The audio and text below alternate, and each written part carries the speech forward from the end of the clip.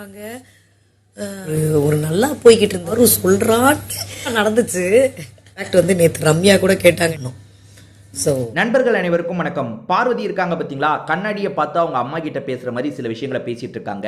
அவங்க அம்மா கிட்ட பேசல, ஆடியன்ஸ் கிட்ட அவங்க மனசில் என்ன இருக்கோ அதெல்லாம் சொல்லணுன்ற மாதிரி தான் சொல்லிட்டு இருக்காங்க. இனி காலையில் என்ன நடந்ததுன்னு சொல்கிறேன், அப்போ தான் உங்களால் புரிஞ்சுக்க முடியும். அது என்னன்னு பார்த்தீங்கன்னா, ஜெயிலுக்குள்ளே சாண்ட்ரா, திவ்யா கணேஷ் இருக்காங்க.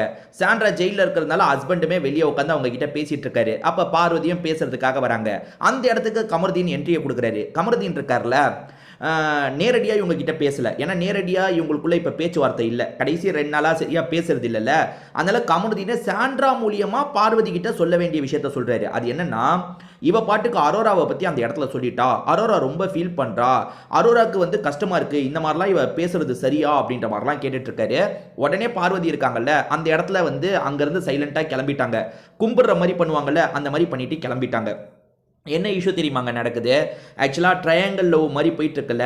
அரோரா என்ன சொல்கிறாங்க, லவ் கிவெல்லாம் கிடையாது, எனக்கு கமருதீன் நல்ல ஃப்ரெண்டாக இருக்கணும், ஏன்னா லவ்னா பிரேக்கப் ஆகிடும், அதெல்லாம் கஷ்டமாக இருக்கும், எனக்கு அவன் நல்ல ஃப்ரெண்டாக கூடியே இருக்கணும், அவன் கூட இருக்கும்போது எனக்கு சந்தோஷமாக இருக்குன்ற மாதிரிலாம் அரோரா ஒரு பக்கம் அளந்து கட்டிட்டு இருக்கா. அவளை பொறுத்த வரைக்கும் ரிலேஷன்ஷிப்பே தேவையில்லை, ஃப்ரெண்டு. ஏன்னா ரிலேஷன்ஷிப்னா நிறைய சொல்ல வேண்டி வரும்ல. அவங்க கூட நீ ரிலேஷன்ஷிப்பில் இருந்த, திரும்பி கொஞ்ச நாளில் வேற ஒருத்தன் கூட ரிலேஷன்ஷிப்பில் போயிட்டேன்னு பதில் சொல்ல வேண்டி வரும்ல. அதுக்காக ஈஸியாக ஃப்ரெண்ட்ஸ் போட்டுக்கிறது, அவங்க கூட பண்ண வேண்டிய எல்லா லீலையும் பண்றது. எங்க ஃப்ரெண்ட்ஸுங்க கிட்ட யாருங்க கண்ணத்தை கட்டி பிடிப்பா, அப்படி சாஞ்ச மாதிரி இருப்பா? இவனுங்க ஃப்ரெண்டுன்னு என்ன மீன் பண்றாங்கன்னு ஒன்றும் புரிய மாட்டேங்குது நமக்கு. அதாவது இந்த ஜென்ரேஷன் அப்படி இருக்கா என்னன்னு தெரியல. என்னனாலும் பண்ணிட்டு ஃப்ரெண்டுன்றாங்க. என்னடா டே, ஃப்ரெண்ட்ஸ்னா அப்பெல்லாம் பண்ண மாட்டாங்கடா, இவனுங்களுக்கு யாராவது சொல்லி புரிய வைங்க.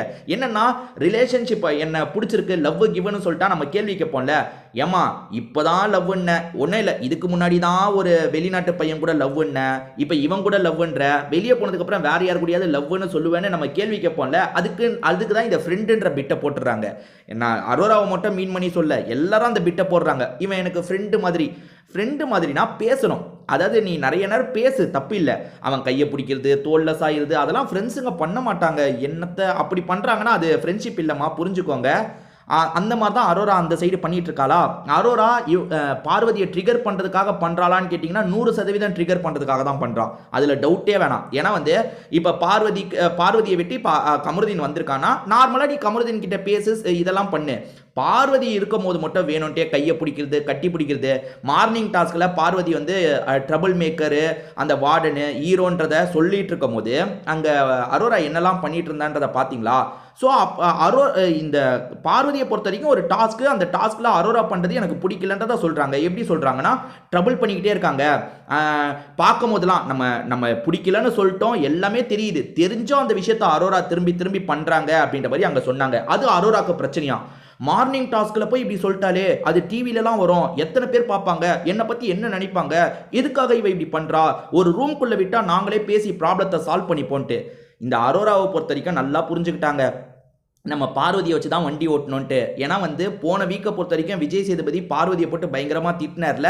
இந்த விஷயத்தை நம்ம யூஸ் பண்ணிக்கணும். பார்வதி தான் நமக்கான ட்ரம்ப் கார்டு, இவளை வச்சே கேமை ஓட்டலாம், அதே மாதிரி கமருதீனை வச்சுக்கிட்டே கேமை ஓட்டலான்ற மாதிரி ஒரு மைண்ட் செட்டில் இருக்கா. எவ்வளோ பின்னாடி பேசுகிறா பார்வதி. நேரடியாக சொல்ல வரதையாவது சொல்கிறாங்க, இவ எவ்வளோ பேசிகிட்டு இருக்கா தெரியுமா? பார்வதி அப்படி பண்ணாடா, நம்மக்கிட்ட என்ன சொன்னா, வெளியே ஆள் இருக்குன்னு சொன்னால அப்படின்ற மாதிரி வாய்க்கு வந்ததை பேசிகிட்டு இருக்காங்க. அப்படி பேசி கமருதீன் கிட்ட பார்வதி கிட்ட போகவே கூடாதுன்னு நினைக்க வைக்கணுன்றதுக்காக அரோரா இப்படி பண்ணிட்டு இருக்கா. எனக்கு அப்படிதான் தோணுது. அது எல்லாத்தையும் பார்வதி இருக்காங்கல்ல, அம்மா கிட்ட சொல்ற மாதிரி கேமராவை பார்த்து சொல்லிட்டு இருக்காங்க. இதை பற்றி உங்கள் கருத்தை சொல்லுங்க.